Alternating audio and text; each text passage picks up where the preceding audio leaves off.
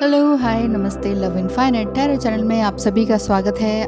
पहले की तरह ही आपके पार्टनर की एनर्जी तो देखेंगे ही, साथ ही साथ आपकी एनर्जी क्या कहती है ये भी देखेंगे।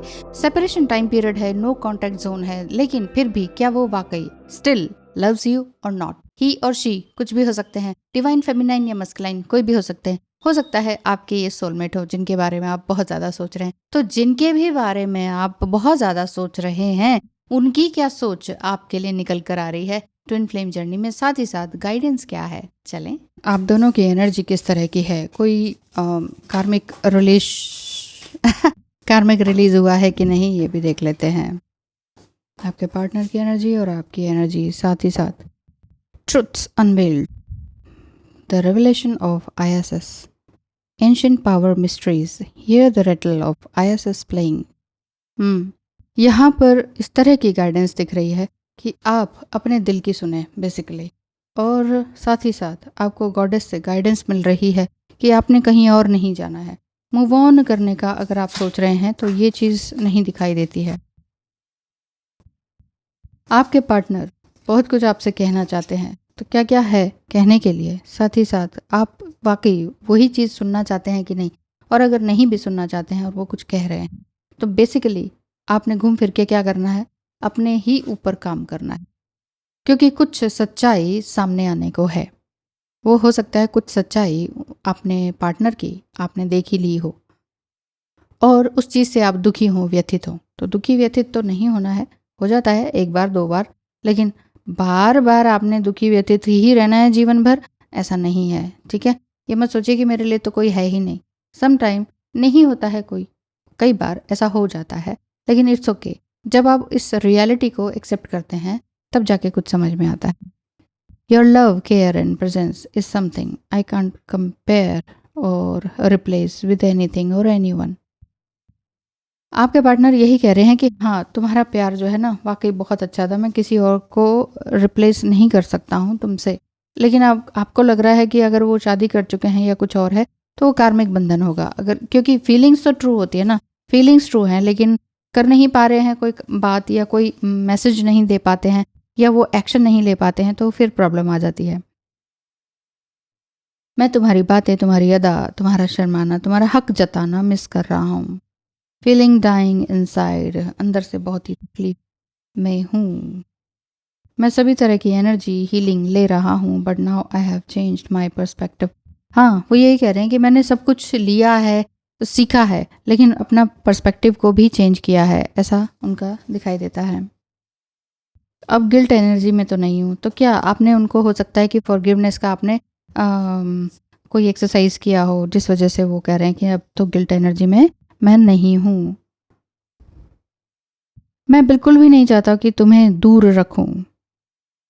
हो सकता है कि ये हमारी म्यूचुअल एक वुंडिंग है, हम दोनों के ही वुंड्स हैं। हाँ, बात तो सही है, दोनों के ही वुंड्स रहते हैं, दोनों के ही अंदर अनहेल्दी एनर्जी रहती है, जिस वजह से ना आप उनको समझ पा रहे होते हैं ना वो आपको समझ पा रहे होते हैं ना। आप दोनों की सोल हील होने के लिए ही तो आई है। खुद को तो हील करें पहले, ठीक है, दूसरों को भी हील करना आप सीख जाएंगे। कई बार आप हीलर भी होते हैं, बहुत से हीलर भी मेरे पास आते हैं, तो थोड़ी सी इम्बैलेंस एनर्जी होती है। दूसरों को हील करते करते या कई बार फ्री में हीलिंग देते देते आप दूसरों की नेगेटिव एनर्जी को ले लेते हैं। तो टू मच गिविंग मत कीजिए किसी के भी साथ। फिर नहीं तो आपका अगर जो रियूनियन होने को है या आपकी जो पार्टनरशिप में दखल अंदाजी है या कन्फ्लिक्ट्स हैं, वो फिर दूर नहीं होने पाते ना। क्योंकि जिनको आप फ्री में रीडिंग दे रहे हो, फ्री में आप उनका हीलिंग कर रहे हो, आप उनकी एनर्जी ले लेते हो। मेन बात यह है, इसीलिए एनर्जी एक्सचेंज रखा जाता है। पहले मैं भी नहीं रखती थी, लेकिन ये ज़रूरी होता है क्योंकि उसके बाद फिर आपको फिजिकल सिम्टम्स देखने को मिलते हैं। आप पूरी तरह से ड्रेन हो जाते हो, आप बीमार होने लगते हो, आप थकते हो। मन नहीं थकता है, मन करता है और लोगों को हेल्प करें, और लोगों को पर्सनली जा जा के हेल्प करें, दिन रात करें। लेकिन सच में वो तरीका नहीं होता है, क्योंकि ये तो मैंने भुगता हुआ है। बिल्कुल ही ड्रेन हो जाते हैं हम, सब खत्म सा हो जाता है। तो जब तक फिर समझ में आता है कि अरे शरीर ही नहीं रहेगा तो मदद क्या करेंगे। तो शरीर को भी तो पोषित करना है। मान लीजिए ठीक है कि हम शरीर नहीं हैं, हम सिर्फ शरीर ही नहीं हैं, लेकिन शरीर भी तो है ना। हम सिर्फ इमोशंस ही नहीं है, लेकिन इमोशन भी तो है ना, वो वाली बात है।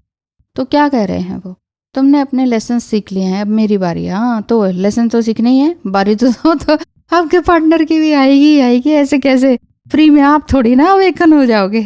हाँ, हेल्प भी नहीं मांग सकता हूँ, I always new your worth, पर तुम ना रिकॉग्नाइज कर पाओ, इसलिए मैं सच में पापी हूँ। अच्छा, आपके अंदर बहुत अच्छी पोटेंशियल थी, आपका पावर था, लेकिन आप इस पावर को रिकॉग्नाइज ना कर पाओ। रिकॉग्नाइज करते हुए भी आप सिर्फ मुझे देखो, इस चीज़ के लिए मैंने तुम्हें थोड़ा मैनिपुलेट किया है, मैं सच में पापी हूँ। रियलाइजेशन तो अब इनको हो रही है कि अरे ऐसा नहीं करना चाहिए। बात सही है, किसी की भी सोल को पीछे खींचना जानते बूझते हुए भी, वो पापी सोल ही होती है। अब आप कहें ओ हमारे पार्टनर को ऐसे बोल दिया, वो पाप हो जाता है एक्चुअली। पापी सोल नहीं तो आप ये समझिए कि पाप कर दिया, बैड कर्मा क्रिएट कर दिया जबरदस्त। किसी की भी सोल को जानते बूझते हुए दुखाना, जो कि सास बहू के उसमें चलता ही है, जानते बूझते हुए कि अरे इसकी तो कोई गलती नहीं है, चलो इसको इल्जाम लगा दो, तो उसकी सोल को दुखा दिया, है ना। वो नेगेटिव कर्मा होते हैं, वो क्रिएट करते चले जाते हैं। फिर कहते हैं हम तो दुखी हैं, हम तो ये हैं, बहू ने छोड़ दिया, ये वो, ये इसीलिए होता है। ये ड्रामा जो पूरे हर घर में होता है, भारत में तो सबसे ज़्यादा, वो क्यों होता है? क्योंकि हर किसी ने सेल्फ लव नहीं सीखा, नहीं सुना, नहीं समझा, और दूसरे से कैसे हम उसकी एनर्जी खींच लें, सक कर लें, दूसरा खुश क्यों है, वो चीज़ परेशानी लाती है उनको। इसीलिए वो इस गर्त में गिरते हैं कि जेलसी करते हैं, एनवियसनेस करते हैं, और फिर ना तो खुद खुश रहते हैं, ना दूसरे को खुश रहने देते हैं, और फिर विक्टिम कार्ड भी खेलते हैं, मेरे साथ ये हो गया, मेरे तो ज़िंदगी ख़राब है। ज़्यादा तो नहीं समझा रही, पर बात तो सही है ना, बात सही है। इसीलिए आप भी समझिए, आप भी हो सकता है कोई गर्ल हो, कोई मैरिड, जस्ट मैरिड हुए हो, तो समझिए हर किसी को, हर किसी के रिलेशनशिप को सीधे ही किसी पे इल्ज़ाम भी मत लगाइए, ओ मेरी सास ने ये कर दिया, मेरी ननद ने ये कर दिया, मेरा हस्बैंड तो ऐसा हो गया। सीधे इल्ज़ाम मत लगाइए, पहले अपने अंदर देखिए, रिफ्लेक्शन देखिए कि मैं कहाँ सही उतर रही हूँ कि नहीं, है ना। हर चीज़ का रिफ्लेक्शन ही तो होता है। तो मैं कैसा रिस्पॉन्स कर रही हूँ, वो चीज़ देखिए। बच्चे हैं आपके, तो उस तरह से देखिए, बच्चों का बचपन मत बिगाड़िए। बात यह है, अगर आप माँ हैं, पिता हैं, और देख रहे हैं रीडिंग, बच्चों का बचपन आपके हाथ में, फिर ये मत कहिएगा कि बच्चों ने निकाल दिया, बच्चे उल्टा बोलते हैं। बच्चे उन्हीं के उल्टा बोलेंगे, उन्हीं के घर से बाहर निकालते हैं जिन्होंने वाकई उनको इमोशनली सपोर्ट किया ही नहीं, किया ही नहीं किसी भी तरह से। मेन इमोशंस हो जाते हैं ना, तभी तो मैं कहती हूँ इमोशनल पिलर को संभाल के रखिए। पैसा दे के बच्चों को कहते थे जाओ पैसा लो, घूम लो, खा लो, जाओ घूमाओ, है ना, ये फार्म हाउस, वो फार्म हाउस, उससे कुछ नहीं होता। बच्चे को माँ बाप का प्यार चाहिए होता है। अगर आप सिंगल पेरेंट भी है ना, इस चीज़ को आप अच्छी तरह से समझ लीजिए, बच्चे के लिए ही आपने काम करना है, ठीक है। बच्चे का बचपन खराब ना, तो फिर वो आपको पार्टनर इसी तरह के मिलते हैं। ये पार्टनर जो होते हैं, जो ऑन ऑफ करते हैं, वो क्यों मिलते हैं ऐसे? क्योंकि आप देखेंगे उनका भी बचपन बहुत अच्छा नहीं है। इमोशनल हॉलोनेस, इमोशनल अनअवेलेबिलिटी इन्होंने देखी है, तो फिर वो दिमाग उस तरह से काम करता है, या तो बुरा बन जाता है, प्रिटेंडर बन जाता है, या फिर पूरा विक्टिम बन जाता है। समझ रहे ना? फिर ऐसे इंसान के साथ रहना बड़ा मुश्किल हो जाता है। तुम सब संभाल लोगी, पर मैं प्रॉब्लम सॉल्वर नहीं हूँ, तुम मुझे माफ़ कर सको तो मुझे कर देना, पर एहसान होगा। लो, एक तरफ कह रहे हैं कि मैंने लेसन सीखने का बारी है, फिर कहते हैं कि क्या कि मैं प्रॉब्लम सॉल्वर नहीं हूँ। यही तो बात है, तभी तो मैंने आपको इतना लंबा चौड़ा भाषण दिया। बोर तो नहीं हो गया? अभी और है रीडिंग, ठीक है। अच्छा, उनकी एनर्जी, जब मैं तुमसे पहली बार मिला तो मैंने सोचा नहीं था कि मैं इतना ज़्यादा स्ट्रॉन्ग फीलिंग तुम्हारे लिए रखता हूँ, लेकिन मैंने तुम्हारे साथ गेम जैसा खेला, और तब तक घोस्टिंग करता रहा जब तक तुम मूव ऑन नहीं हो गई। I feel so guilty. अच्छा, तो गिल्टी फील करते रहो, क्या ना, गिल्टी फील करते रहो, एक्शन भी तो ले लो। फिर गिल्ट फील कर रहे हो तो एक्शन ले लो। एक तरफ कह रहे हैं गिल्टी है, एक तरफ कह रहे हैं कि अब गिल्ट में नहीं हूँ। मतलब कन्फ्यूजन एनर्जी इनकी एक बार फिर से दिखाई देती है। You have my whole heart, my love, I can't stop thinking about you. अच्छा जी, you are my other half and recognise it now with a clarity that leaves no room for doubt. अब इनको पूरी तरह से clear हो गया है कि आप ही इनकी अदर हाफ हैं, या फिर ये कहें वाइफ हैं, या आपको वाइफ ही बुलाते होंगे, या मेल फीमेल जो भी हैं उसके हिसाब से देखिए, ठीक है।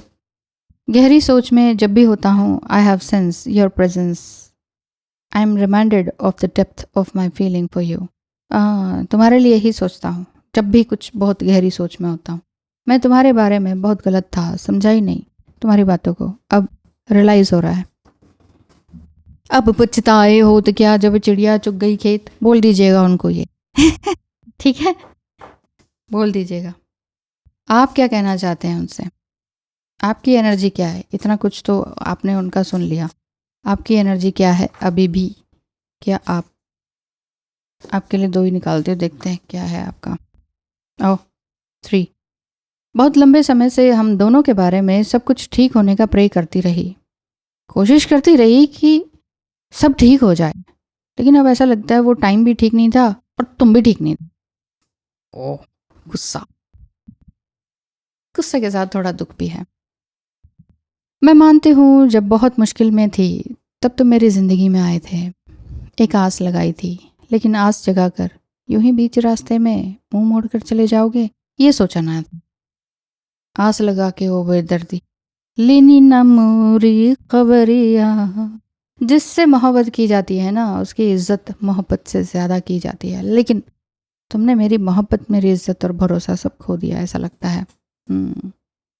आप बहुत दुखी हैं अभी भी, चलिए कोई बात नहीं, उसी दुख में आपने इनर वर्क तो किया ही है, सो आपको एग्जैक्टली करना क्या चाहिए अब?